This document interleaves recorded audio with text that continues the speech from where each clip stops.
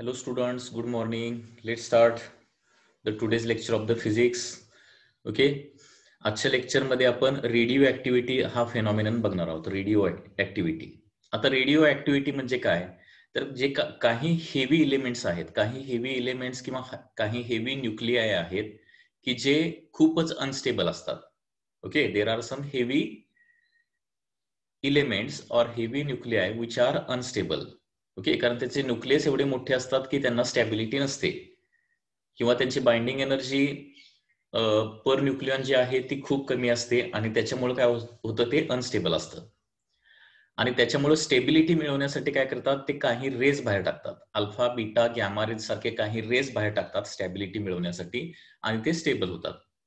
तर हे alpha beta आणि गॅमा रेज बाहेर टाकण्याची हेवी न्यूक्लियाची जी प्रॉपर्टी आहे that property is called as radioactivity. Okay, heavy न्यूक्लियाला अल्फा बीटा आणि गॅमा रेज बाहेर टाकण्याची प्रॉपर्टी असते. ओके, अनस्टॅबिलिटी कडून स्टॅबिलिटीकडे येण्यासाठी. आणि ती जी प्रॉपर्टी आहे ना त्याला आपण काय म्हणतो रेडिओ ऍक्टिव्हिटी असं म्हणतो. ओके, तर रेडिओ ऍक्टिव्हिटीची डेफिनेशन काय येणार बघा. The phenomenon of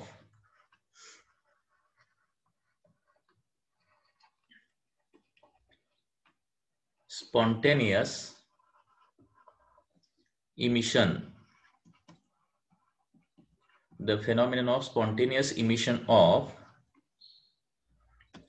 alpha, beta and gamma rays.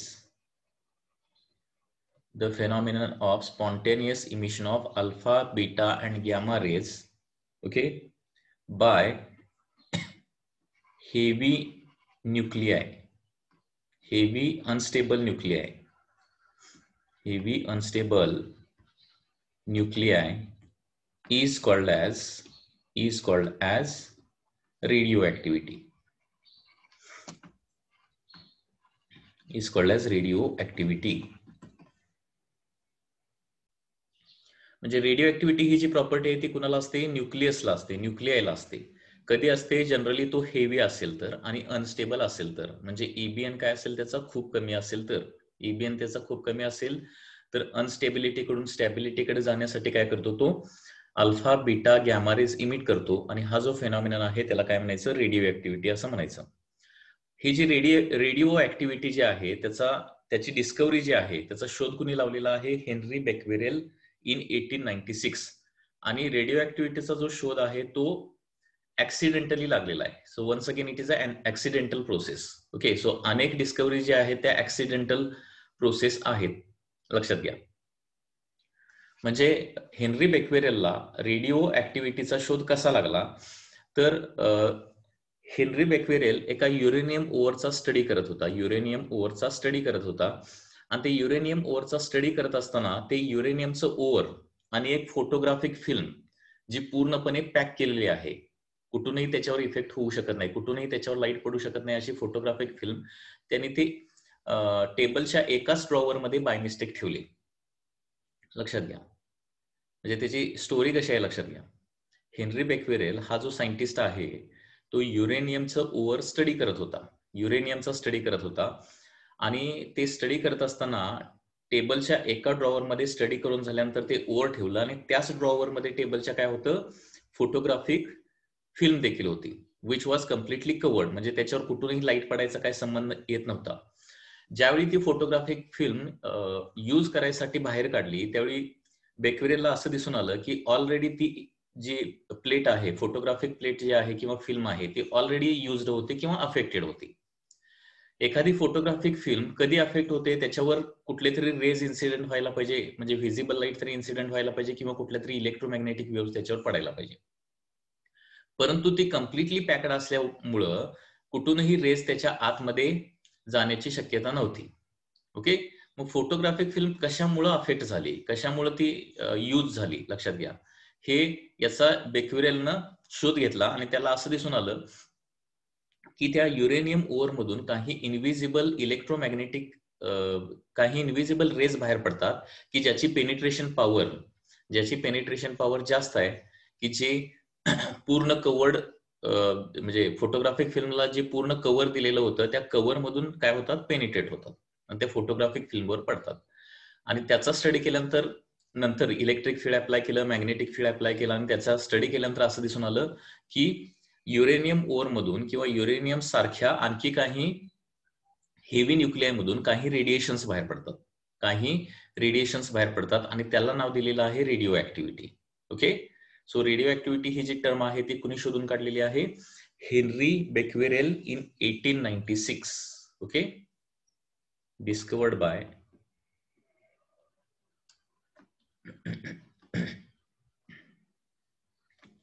Henry Becquerel in 1896.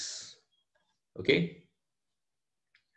आणि त्यावेळी हेनरी बेक्वेरेल किंवा त्यावेळचे जे सायंटिस्ट आहेत जे ओरचा स्टडी करत होते त्यांना हे माहितीच नव्हतं की अशा प्रकारच्या ओर मधून असे रेडिएशन्स बाहेर पडतात की जे हेल्थसाठी खूप डेंजरस असतात, लक्षात घ्या. आणि ते तसेच स्टडी करत होते विदाउट एनी प्रिकॉशन. त्याचा ऑटोमॅटिकली त्यांना नंतर इफेक्ट झाला, लक्षात घ्या.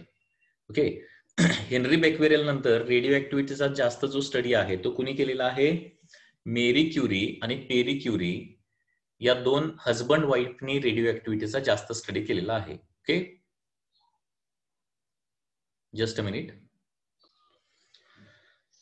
म्हणजे रेडिओ ऍक्टिव्हिटी ही जी टर्म आहे हेनरी बेक्वेरेल यांनी शोधून काढलेली आहे. त्याचा स्टडी जो आहे मेरी क्युरी, पेरी क्युरी हे जे हजबंड वाईफ आहेत त्यांनी केलेला आहे आणि याच्यासाठी मेरी क्युरी आणि पेरी क्युरीला नोबेल प्राइज देखील मिळालेला आहे रेडिओ ऍक्टिव्हिटीच्या स्टडीसाठी. ओके, सो वन्स अगेन बघा, the phenomenon of spontaneous emission of alpha beta gamma rays by some heavy unstable nuclei is called as radio activity.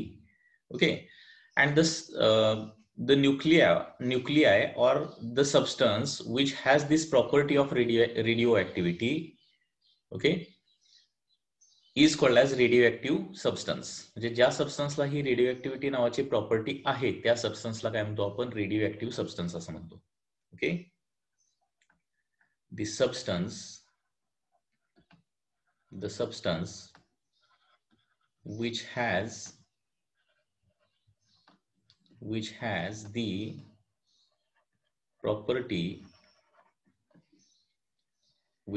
the property of radioactivity. The substance which has property of radioactivity is called as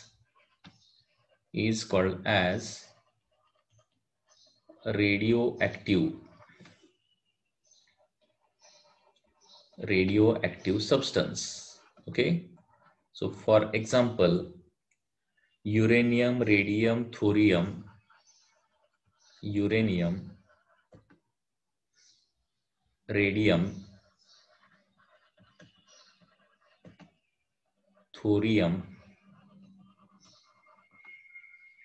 polonium,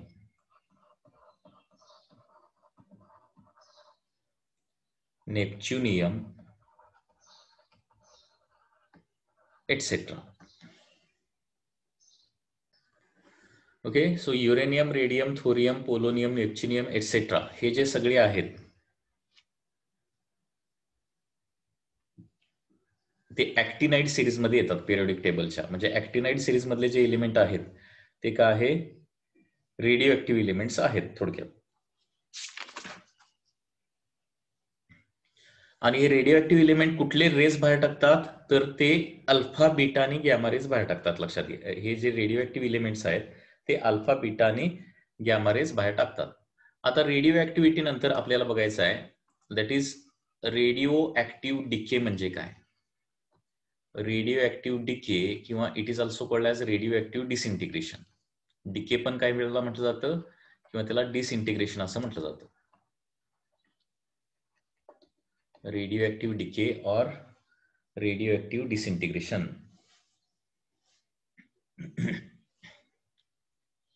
आता radio decay किंवा radio डिसइंटिग्रेशन म्हणजे काय? तर ही एक process आहे की ज्याच्यामध्ये unstable nuclei जे आहे, अनस्टेबल न्यूक्लियस, तर अनस्टेबल न्यूक्लियस काय करतो? अल्फा, बीटा आणि गॅमा रेज बाहेर टाकतो. अल्फा, बीटा, गॅमा रेज बाहेर टाकतो आणि त्याचं कन्व्हर्जन आणखी एका न्यूक्लियसमध्ये होतं. तो रेडिओ असेल तर पुन्हा एकदा तो देखील काय करतो, अल्फा बीटा गॅमा रेज बाहेर टाकतो आणि पुन्हा आणखीन एक नवीन न्यूक्लियस तयार होतो. आणि ही जी प्रोसेस आहे ती कंटिन्यू चालू राहते. कधीपर्यंत चालू राहते रेडिओ ऍक्टिव्हिटी? जोपर्यंत नॉन रेडिओ ऍक्टिव्ह एलिमेंट तयार होत नाही तोपर्यंत, म्हणजे जोपर्यंत स्टेबल न्यूक्लियाय तयार होत नाही तोपर्यंत ही प्रोसेस चालू राहते. आणि यालाच काय म्हटलं जातं, रेडिओ ऍक्टिव्ह डिसइंटिग्रेशन असं म्हटलं जातं. लक्षात येतंय? रेडिओ ऍक्टिव्ह डिके किंवा रेडिओ ऍक्टिव्ह डिसइंटिग्रेशन म्हणजे काय, तर radio active nucleus alpha beta आणि गॅमा रेज बाहेर टाकतो आणि त्याच्यापासून एक नवीन न्यूक्लियस तयार होतो. तयार झालेला नवीन न्यूक्लियस जर पुन्हा रेडिओ ऍक्टिव्ह असेल, अनस्टेबल असेल, तर तो न्यूक्लियस पुन्हा अल्फा बीटा गॅमा रेज बाहेर टाकतो. त्याचं कन्व्हर्जन पुन्हा एका नवीन न्यूक्लियस मध्ये होतं. आणि ही प्रोसेस कधीपर्यंत चालू राहते, जोपर्यंत नॉन रेडिओ ऍक्टिव्ह एलिमेंट तयार होत नाही तोपर्यंत, नॉन रेडिओ ऍक्टिव्ह न्यूक्लियस तयार होत नाही तोपर्यंत ही प्रोसेस चालू राहते. आणि ही जी प्रोसेस आहे ना, एका न्यूक्लियसचं म्हणजे अल्फा बीटा गॅमा रेज बाहेर टाकल्यानंतर एका न्यूक्लियसचं दुसऱ्या न्यूक्लियसमध्ये कन्व्हर्जन होण्याची जी प्रोसेस आहे ना, याला काय म्हणायचं, रेडिओ ऍक्टिव्ह डिसइंटिग्रेशन किंवा रेडिओ ऍक्टिव्ह डिके असं म्हणायचं. म्हणजे रेडिओ ऍक्टिव्ह डिके मध्ये फिजन होत नाही, लक्षात घ्या, फिजन होत नाही. फिजन आणि डिके याच्यामध्ये डिफरन्स काय आहे? फिजन मध्ये एका न्यूक्लियसचे 2 न्यूक्लियस तयार होतात फिजन मध्ये. आणि फिजन प्रोसेस होण्यासाठी काय करावं लागतं, हाय एनर्जी पार्टिकल काय करावं लागतं, त्याच्यावर इन्सिडेंट करावा लागतो, न्यूट्रॉन इन्सिडेंट करावा लागतो. ठीक आहे. आणि रेडिओ ऍक्टिव्ह डिके मध्ये न्यूक्लियस स्प्लिटअप होत नाही. एका न्यूक्लियस मधून काही अल्फा बीटा गॅमा रेज बाहेर पडतात आणि त्याच्यापासून एक नवीन न्यूक्लियस तयार होतो. म्हणजे आता एका न्यूक्लियसचं दुसऱ्या न्यूक्लियस मध्ये इथं कन्व्हर्जन होतंय, लक्षात घ्या. एका न्यूक्लियसचे 2 न्यूक्लियस तयार होत नाहीत. म्हणजे फिजन, न्यूक्लिअर फिजन प्रोसेस आणि डिके प्रोसेस या कम्प्लिटली डिफरंट आहेत. फिजन प्रोसेसमध्ये आपल्याला एनर्जी पार्टिकल, हाय एनर्जेटिक पार्टिकल काय करावा लागतो, बॉम्बार्ड करावा लागतो, इन्सिडेंट करावा लागतो न्यूक्लियसवर. आणि रेडिओ ऍक्टिव्ह डिके मध्ये कुठलाही पार्टिकल आपण इन्सिडेंट करत नाही. आणि म्हणून तिथं स्पॉन्टेनियस वर्ड आहे. स्पॉन्टेनियस म्हणजे स्वतःहून. ओके, स्वतःहून काय करतात ते रेडिएशन सिमिट करतात. ठीक आहे. The process in which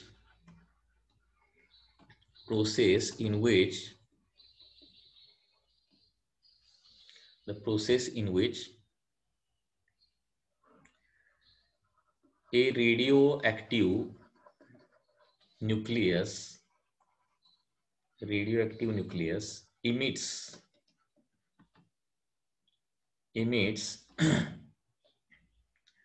alpha, beta or gamma rays and convert into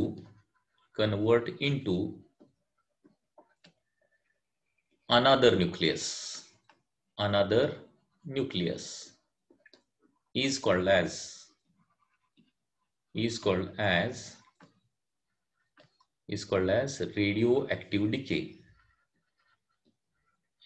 radioactive decay. Very simple definition. Radioactive decay म्हणजे लक्षात आलं का बघा. The process in which a radioactive nucleus emits alpha, beta and gamma rays and convert into another nucleus is called as radioactive decay process. लक्षात आली का बघा definition. म्हणजे रेडिओ डिके, रेडिओ ऍक्टिव्हिटी आपण बघितली. रेडिओ ऍक्टिव्हिटी म्हणजे काय, spontaneous emission of alpha beta and gamma rays. Okay, nucleus काय करतो, अल्फा बीटा गॅमा रेज बाहेर टाकतो. ही जी प्रॉपर्टी आहे त्याला रेडिओ ऍक्टिव्हिटी म्हणायचं. आणि ज्या न्यूक्लियसला ही प्रॉपर्टी आहे त्याला काय म्हणायचं, रेडिओ ऍक्टिव्ह सबस्टन्स असं म्हणायचं. ओके, त्याला काय म्हणतो आपण, radio active substance.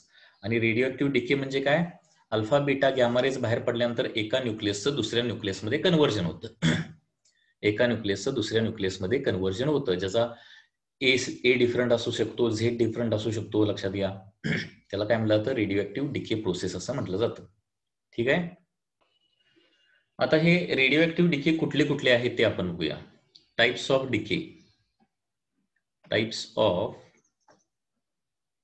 Radio active decay. Types of radio active decay मध्ये एकूण तीन टाइप आहेत. एक आहे alpha decay, second is the beta decay and third is the gamma decay. Okay, so there are 3 types of radioactive decay. Alpha decay, beta decay and gamma decay. Beta decay मध्ये परत दोन आहेत, beta plus decay, okay, which is also called as positron decay, and beta minus decay, that is electron decay. Okay, beta plus decay and beta minus decay.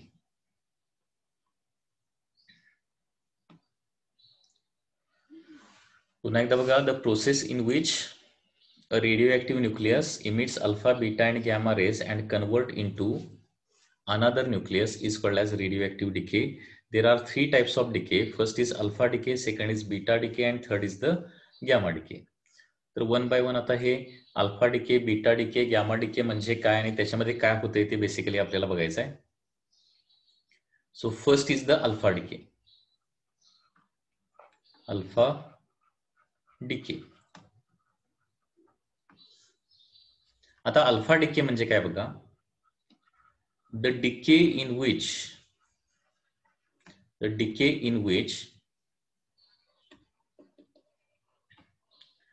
alpha particle is emitted. The decay in which alpha particle is emitted by nucleus is called as alpha decay. लक्षात येते?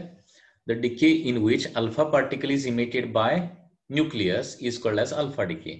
असा decay की ज्याच्यामध्ये nucleus काय करतो, alpha particle emit करतो. Alpha particle काय करतो, इमिट करतो. त्याला काय म्हणायचं, अल्फा डिके असं म्हणायचं. अल्फा हे काय आहेत लक्षात घ्या, पार्टिकल्स आहेत. ओके, आता हे अल्फा पार्टिकल म्हणजे काय असतं, हिलियमचा nucleus. Okay, alpha particle is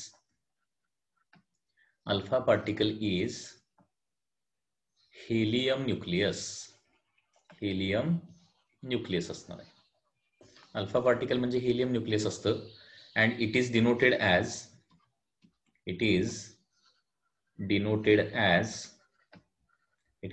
as 2α4. Okay, 2α4 किंवा 2α4 या पद्धतीने डिनोट करतो. म्हणजे हा जो अल्फा पार्टिकल आहे याचा ऍटोमिक नंबर किती असतो, 2 असतो आणि ऍटोमिक मास नंबर किती असतो, 4 असतो. ओके, आता nuclear reaction of alpha decay कशी असणार आहे बघा. Nuclear reaction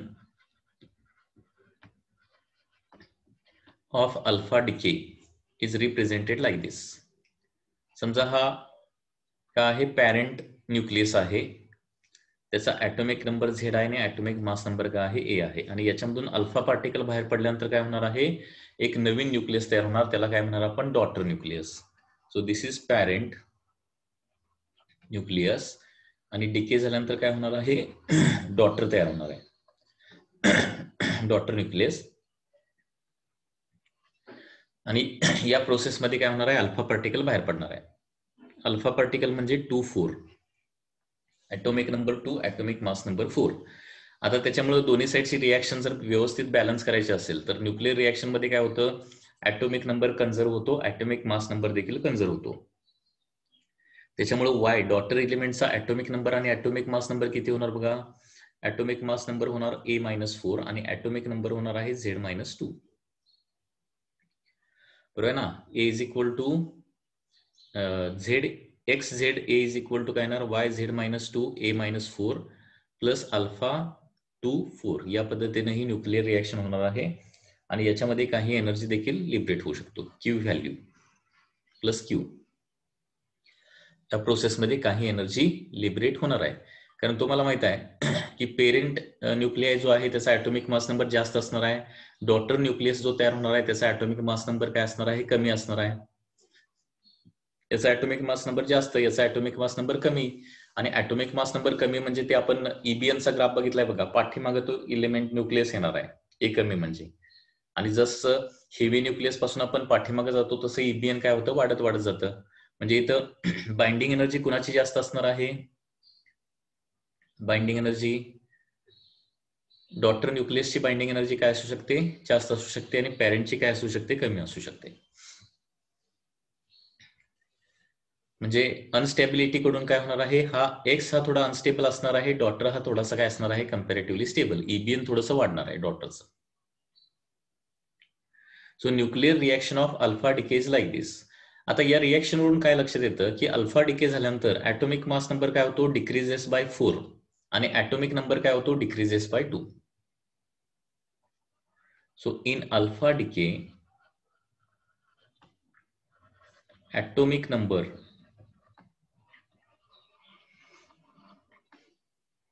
decreases by 2 and mass number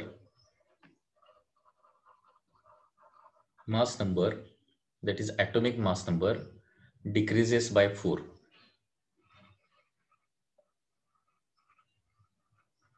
decreases by 4 हे लक्षात ठेवावं लागेल. अल्फा डिके मध्ये काय होतं, ऍटॉमिक नंबर डिक्रीज बाय 4 होतो आणि atomic mass number decrease by 2 होतो. म्हणजे फॉर एक्झाम्पल युरेनियम 92-235 जर असेल आणि याच्यामधून एक अल्फा पार्टिकल बाहेर जर पडला, ओके, एक अल्फा पार्टिकल बाहेर पडला तर तयार होणारा नवीन जो न्यूक्लियस असणार आहे त्याचा ऍटॉमिक नंबर 90 असणार आणि ऍटॉमिक मास नंबर किती असणार आहे, 231 असणार आहे, like this. Okay, so this is one example of the alpha decay. लक्षात येते. तर या पद्धतीने अल्फा डिके होणार आहे. सो अल्फा डिके मध्ये काय होतं, atomic number decreases by 2 and atomic mass number decreases by 4. Alpha decay generally कोणाच्या बाबतीत घडतो, ज्यांचा ऍटॉमिक मास नंबर खूप हाय आहे त्यांच्याच बाबतीत फक्त अल्फा डिके होतो. ओके, म्हणजे too many protons and too many neutrons जर न्यूक्लियस मध्ये असतील तर त्यांच्या बाबतीत फक्त अल्फा डिके होतो, लक्षात घ्या. कारण too many protons and too many neutrons असतील तर त्यांना एका ठिकाणी ठेवणं, ओके, त्या न्यूक्लियस साठी थोडंसं अवघड पडतं आणि त्याच्यामुळं ते टू मेनी प्रोटॉन्स और टू मेनी न्यूट्रॉन्स कमी करण्यासाठी काय होतं, अल्फा डिके होतो. तर जनरली अल्फा डिके कधी होतोय बघा, alpha decay atomic mass number greater than 82 असेल तर जनरली अल्फा डिके होतोय. Okay, generally alpha decay takes place when too many protons and neutrons are exist, that is A greater than काय असायला पाहिजे, 82 असायला पाहिजे. Atomic mass number greater than 82 असं असेल तर जनरली अल्फा डिके होतो. Too many number of protons, too many number of neutrons. कारण जास्त प्रोटॉन न्यूट्रॉन असेल तर त्यांना कंट्रोल करणं न्यूक्लियस साठी अवघड होतं आणि त्याच्यासाठी काय होतं, अल्फा डिके होतो. आता अल्फा डिकेवर इथे एक एक्झाम्पल देखील आहे, क्यू व्हॅल्यूशी रिलेटेड एक्झाम्पल काय बघा. If Q value of alpha decay is 5.5 mega electron volt, if Q value of alpha decay is 5.5 mega electron volt. Q value of alpha decay is 5.5 mega electron volt. Then kinetic energy of alpha particle किती असेल? Then kinetic energy of alpha particle किती असेल? That is the question.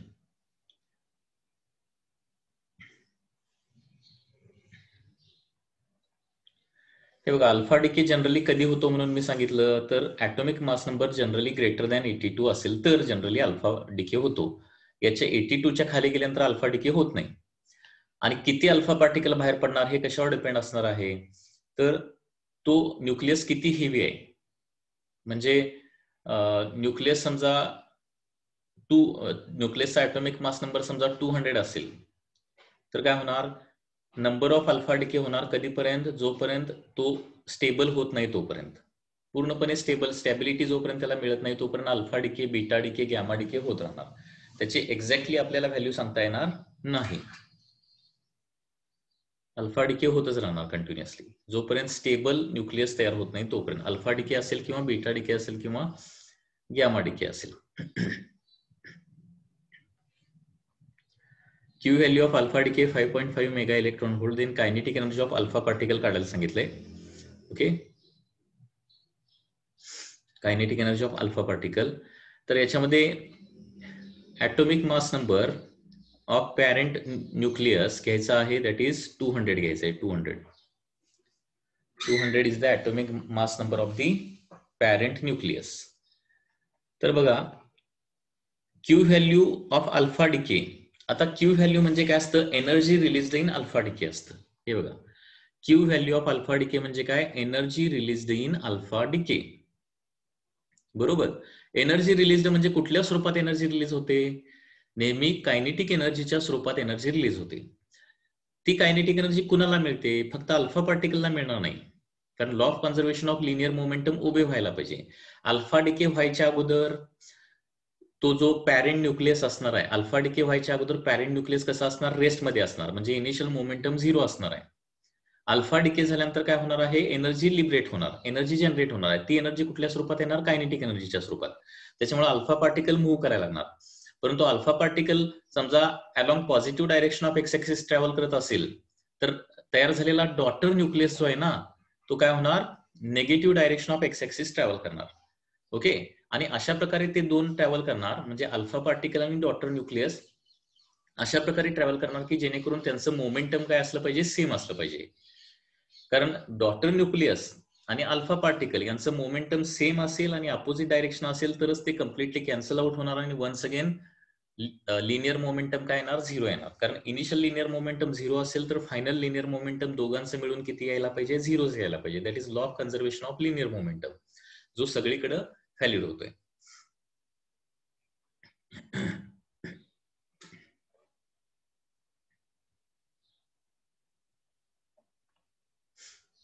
Okay,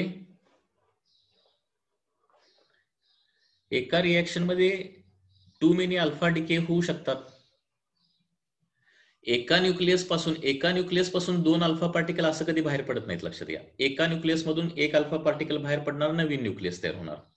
Naveen nucleus unstable असेल, खूप heavy असेल तर तो alpha particle बाहेर पडणार, नवीन न्यूक्लियस तयार होणार. ही प्रोसेस अशी चालू होणार आहे, लक्षात घ्या, चालू राहणार आहे.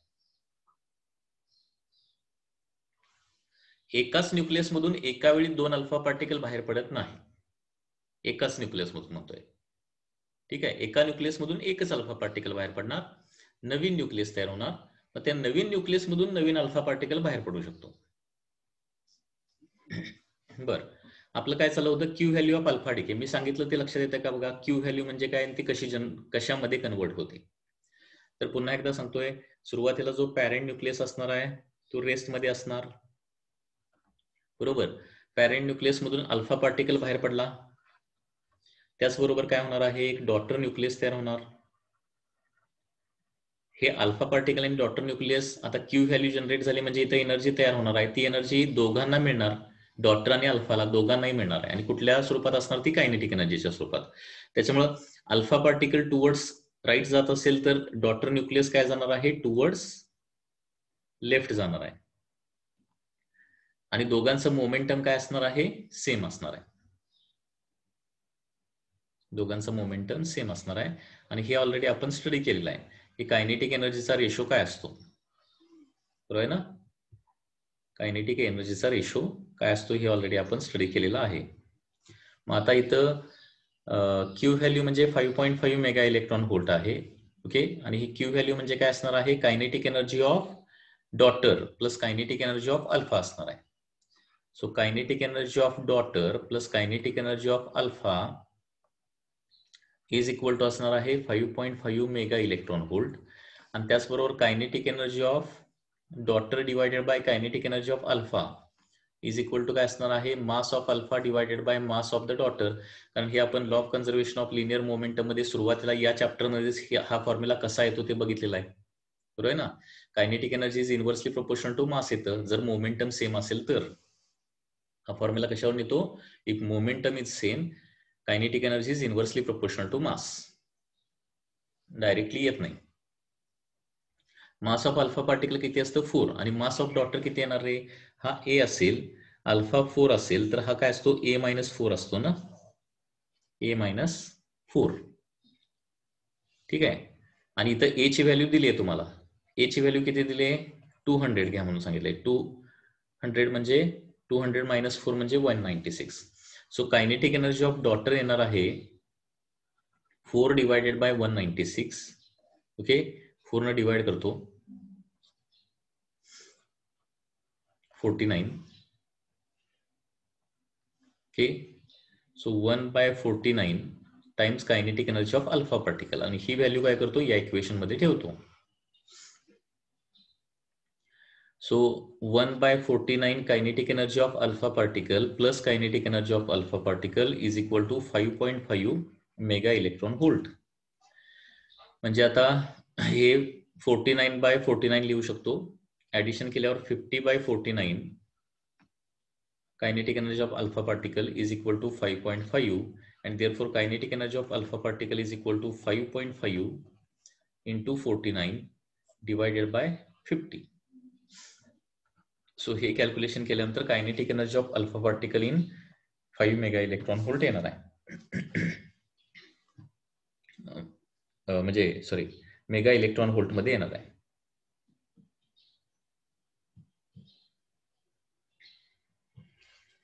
so this answer is coming to be 5.39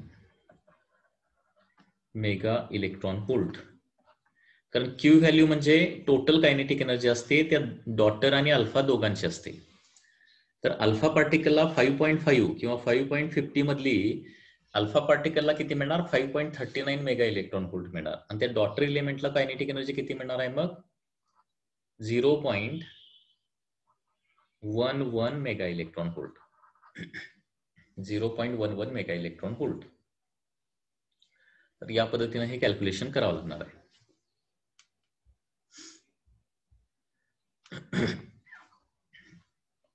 तर अल्फा डिके सगळ्यांना लक्षात आलं का बघा अल्फा डिके जनरली खूप हेवी न्यूक्लियस असेल तरच घडतो ए ग्रेटर दॅन 80 असं याच्यामध्ये सांगितलेलं आहे अल्फा डिके मध्ये ऍटॉमिक नंबर आणि ऍटॉमिक मास नंबर दोन्ही चेंज होतात atomic number decreases by 2 atomic mass number decreases bye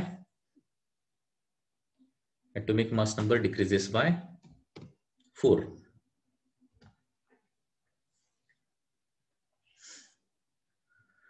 okay next बघायचं आहे आपल्याला आता beta decay next we are going to study is beta decay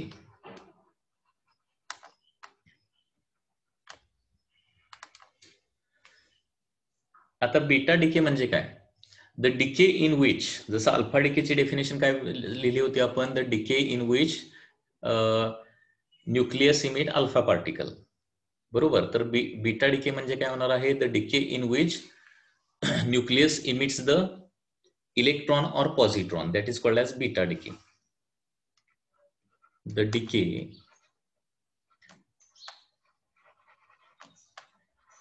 in which electron or positron is emitted by nucleus is called as beta decay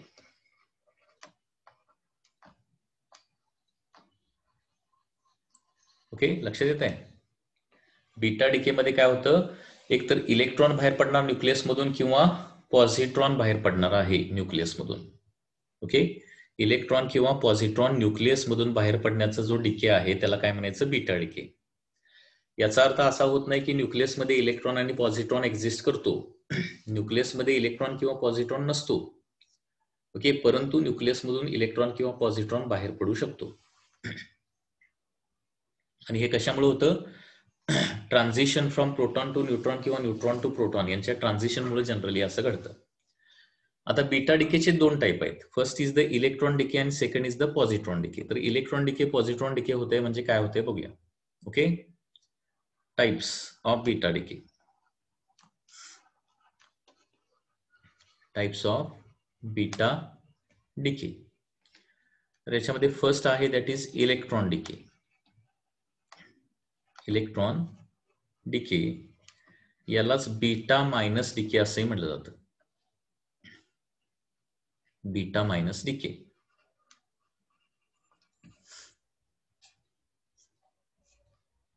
beta minus decay. ठीक आहे.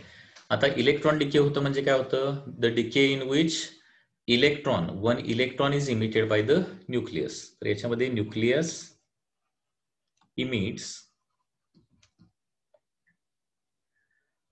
Emits an electron. Nucleus काय करतो? Electron emit करतो. त्याला काय म्हणायचं? Electron decay असं म्हटलं जातं. इट इज डिनोटेड ॲज म्हणजे बीटा मायनस जो आहे तो कसा डिनोट करतात? बीटा मायनस, आणि इथं असणार आहे 0 आणि इथं असणार आहे -1. या पद्धतीनं बीटा पार्टिकल जो आहे, बीटा मायनस पार्टिकल डिनोट केला जातो. म्हणजे याला ॲटॉमिक मास नंबर नसतो आणि ॲटॉमिक नंबर जो आहे तो -1 द्यावा लागतो. ओके. तर nuclear reaction of beta decay काय येणार बघा? Nuclear reaction of beta decay. Nuclear reaction of beta decay will be like this. Initially there will be parent having certain atomic mass number, certain atomic number. Okay. त्याच्यामुळे एक daughter तयार होणार आहे आणि त्याच्यामध्ये काय होणार आहे? इलेक्ट्रॉन डिके होणार आहे. म्हणजे बीटा मायनस बाहेर पडणार आहे. बीटा मायनस म्हणजे 0 and -1. तर ऑटोमॅटिकली आता न्यूक्लिअर रिएक्शन बॅलन्स करायला काय होणार बघा? लेफ्ट हँड साइडला ॲटॉमिक मास नंबर ए आहे, राईट हँड साइडला ॲटॉमिक मास नंबर एच असायला पाहिजे, total atomic mass number. Left hand साइडला झेड आहे, राईट हँड साइडला टोटल झेड असला पाहिजे. म्हणजे वायला किती येणार बघा? Z+1 लिहायला पाहिजे इथं. Z+1, कारण Z+1 -1 म्हणजे काय येणार आहे? फायनली झेड येणार. आणि या रिएक्शन वरून लक्षात येतं की बीटा डिके मध्ये म्हणजे इलेक्ट्रॉन डिके मध्ये particularly atomic mass number change होत नाही. म्हणजे पॅरेंटचा जो ॲटॉमिक मास नंबर असतो तोच डॉटरचा ॲटॉमिक मास नंबर असतो, परंतु ॲटॉमिक नंबर मात्र काय होतो? 1 न इन्क्रीज होतो. Atomic number increases by 1. म्हणजे डॉटरचा ॲटॉमिक नंबर 1 न जास्त असणार आहे. So in electron decay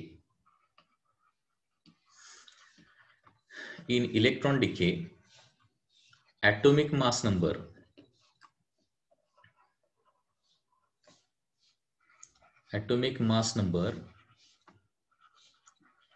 doesn't change, but atomic number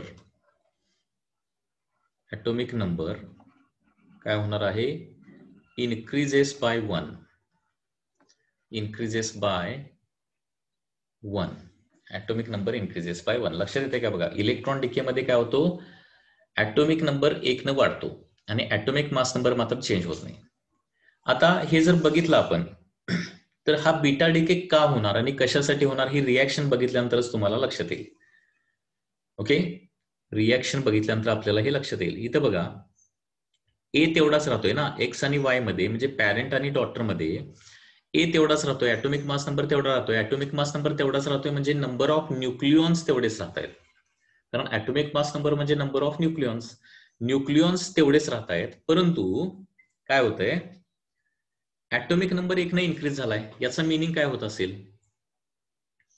म्हणजे फॉर एक्झाम्पल हे बघा, फॉर एक्झाम्पल इथं साईडला लिहितो. हे बघा, ॲटॉमिक नंबर सुरुवातीला 40 होता, ॲटॉमिक मास नंबर 40 होता आणि ॲटॉमिक नंबर 19 होता. तर डिके झाल्यानंतर काय होणार आहे? जे बी तयार काहीतरी होणार आहे, बी तयार होणार आहे, ते काय होणार आहे? 40चं 40च राहणार आणि 19चं 20 होणार आहे. ठीक आहे. म्हणजे ए म्हणजे काय असतं? प्रोटॉन प्लस न्यूट्रॉनची संख्या. प्रोटॉन प्लस न्यूट्रॉन 40 आहे आणि ए मध्ये काय आहेत? प्रोटॉन 19 आहेत, म्हणजे न्यूट्रॉन किती असणार आहेत? 21 असणार, जेणेकरून ते 14 होईल. ओके, ए मध्ये. आणि बी मध्ये काय होणार आहे? प्रोटॉन्स 20, न्यूट्रॉन्स 20 आणि टोटल पुन्हा एकदा काय होणार आहे 40 होणार आहे. ए तेवढंच राहायला लागलंय. आणि काय व्हायला लागलंय इथं बघा, प्रोटॉनची संख्या कमी होती, ती प्रोटॉनची संख्या वाढली. न्यूट्रॉनची संख्या जास्त होती, ती न्यूट्रॉनची संख्या कमी झाली. म्हणजे याचं मिनिंग काय होत असेल, बीटा डिके मध्ये काय होत असावं, बीटा डिके मध्ये काय होत असावं. तर याच्यावरून हे लक्षात येतं की प्रोटॉन 19 होते 20 झाले आणि न्यूट्रॉन 21 चे 20 झाले. म्हणजे याचा अर्थ एका प्रोटॉनचं एका न्यूट्रॉन मध्ये कन्व्हर्जन होत असावं, एका प्रोटॉनचं एका न्यूट्रॉन मध्ये कन्व्हर्जन होत असणार. त्याच्याशिवाय लक्षात घ्या, फक्त प्रोटॉन म्हणजे न्यूट्रॉन चेंज झाले नसते, फक्त प्रोटॉन वाढला असता तर ऍटोमिक मास नंबर पण वाढायला पाहिजे होता. ऍटोमिक मास नंबर आहे तेवढा राहायला लागलाय. ओके, प्रोटॉनची संख्या वाढायला लागली म्हणजे न्यूट्रॉन कमी होत असला पाहिजे, न्यूट्रॉन कमी होत असला पाहिजे, प्रोटॉन वाढत असला पाहिजे. म्हणजे याचंच मिनिंग काय होत असणार आहे, तर एका न्यूट्रॉनचं कन्व्हर्जन एका प्रोटॉन मध्ये होत असणार आहे, एका न्यूट्रॉनचं कन्व्हर्जन एका प्रोटॉन मध्ये. ओके, म्हणजे या पद्धतीनं बीटा डिके मध्ये थोडक्यात होतं काय लक्षात घ्या. इन बीटा डिके न्यूक्लियस मध्ये एका न्यूट्रॉनचं कन्व्हर्जन एका प्रोटॉन मध्ये होतं. ओके, इन दिस प्रोसेस काय होणार आहे, in electron decay, electron decay one neutron is converted to one proton. जे न्यूक्लियस मध्ये प्रोटॉन न्यूट्रॉन जे आहेत ते कंटिन्युअसली ऍज इट इज राहत नसतात, ते कंटिन्युअसली एकमेकांमध्ये कन्वर्ट होत असतात. तर एका न्यूट्रॉनचं एका प्रोटॉन मध्ये जर कन्व्हर्जन झालं तर काय होतो, इलेक्ट्रॉन डिके होतो. आता कुठल्याही न्यूक्लिअर रिएक्शन मध्ये चार्ज कन्झर्व व्हायला पाहिजे, चार्ज कन्झर्व व्हायला पाहिजे म्हणजे सुरुवातीला न्यूट्रल होतं, नंतर पण न्यूट्रल राहायला पाहिजे ना.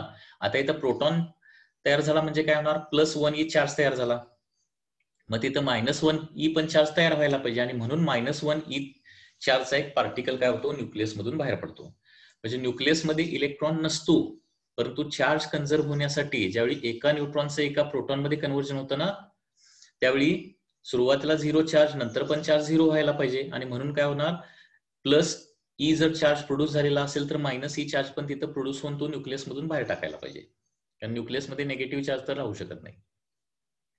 ओके, तर अशा प्रकारे काय होणार आहे, न्यूक्लियस मधून एक इलेक्ट्रॉन बाहेर पडतो. लक्षात येत आहे, म्हणजे एका न्यूट्रॉनचं न्यूक्लियस मध्ये एका प्रोटॉन मध्ये कन्व्हर्जन झालं की त्याच्यामध्ये काय होतं, एक इलेक्ट्रॉन तयार होतो आणि हा इलेक्ट्रॉन काय होतो, न्यूक्लियस मधून बाहेर पडतो. ठीक आहे, आता ही जी रिएक्शन आहे अजून इनकम्प्लीट आहे, याच्यामध्ये आणखी काय लिहायला पाहिजे, तर इथं आणखी एक पार्टिकल आपल्याला द्यावा लागेल आणि तो पार्टिकल म्हणजे काय असणार आहे, अँटी न्यूट्रिनो, न्यू बार. न्यू बार म्हणजे काय असणार आहे, अँटी न्यूट्रिनो. म्हणजे बीटा डिके मध्ये काय होतं, जनरली लक्षात घ्या, बीटा मायनस म्हणजे इलेक्ट्रॉन जो आहे तो मॅटर आहे आणि मॅटर बरोबर जनरली एक अँटी मॅटर पार्टिकल बाहेर पडतो आणि त्याच्यामुळं इलेक्ट्रॉन डिके मध्ये काय होतो, अँटी न्यूट्रिनो देखील हा देखील एक पार्टिकल बाहेर पडतो. तर ही झाली complete reaction of the beta decay. तर बीटा डिकेची या पद्धतीने ही कंप्लीट रिएक्शन आहे. लक्षात आलं बीटा डिके. तर बीटा डिके मध्ये काय होतं, ऍटॉमिक मास नंबर चेंज होत नाही, atomic number increases by 1. Atomic number increases by 1 म्हणजेच प्रोटॉन वाढतो, म्हणजेच काय, neutron is converted into proton. Okay, म्हणजे याचा अर्थ काय होतो, बीटा डिके कुणाच्या बाबतीत होणार आहे, बीटा डिके कुणासाठी होणार, हे बघा, जनरली न्यूक्लियस स्टेबल कधी असतो, प्रोटॉन आणि न्यूट्रॉनची संख्या सेम असायला पाहिजे, एक्झॅक्टली सेम किंवा जवळपास असायला पाहिजे, जास्त डिफरन्स चालत नाही. ओके, प्रोटॉनच्या संख्येमध्ये आणि न्यूट्रॉनच्या संख्येमध्ये जास्त डिफरन्स असला तरी देखील काय होतो, न्यूक्लियस अनस्टेबल असतो. प्रोटॉन आणि न्यूट्रॉनची संख्या जर सिमिलर असेल ना तर न्यूक्लियस स्टेबल असतो. मग ती संख्या सिमिलर करायसाठी बीटा मायनस डिके होतो. म्हणजे असे न्यूक्लियस की ज्याच्यामध्ये न्यूट्रॉनची संख्या प्रोटॉन पेक्षा जास्त असते त्यांच्या बाबतीतच जनरली काय होतो, इलेक्ट्रॉन डिके होतो. अदरवाइज डिके इलेक्ट्रॉन डिके होत नाही, लक्षात घ्या, beta minus decay. So beta minus decay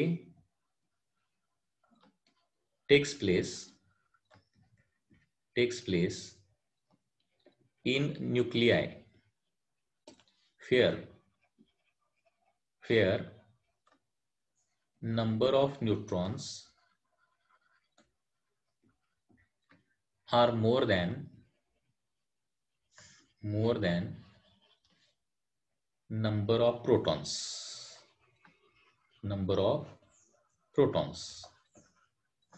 म्हणजे पी ग्रेटर दॅन जर एन असेल तर जनरली बीटा मायनस डिके होतो. लक्षात आलं? याच्यामध्ये कोणाला काय डाऊट आहे का? इथं एक एक्झाम्पल लिहूया. फॉर एक्झाम्पल एक्स समजा इथं 80 घेतलं, इथं 35 घेतलं. ओके, तर इलेक्ट्रॉन डिके झाल्यानंतर म्हणजे बीटा मायनस पार्टिकल बाहेर पडल्यानंतर त्याच्याबरोबर एक अँटी न्यूट्रॉन बाहेर पडणार आहे, -1 0. तर इथं काय होणार आहे? ॲटॉमिक जो वाय तयार होणार आहे त्याचा atomic mass number will remain as it is 80. Okay, and atomic number become 36. 35चं 36 होणार आहे. So this is one example. 35 80चं काय होणार आहे? 36 80 होणार आहे.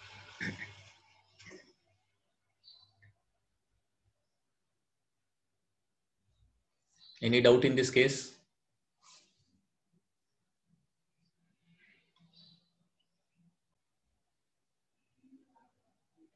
याच्यामध्ये आणखी एक महत्वाची गोष्ट सांगायची राहिली.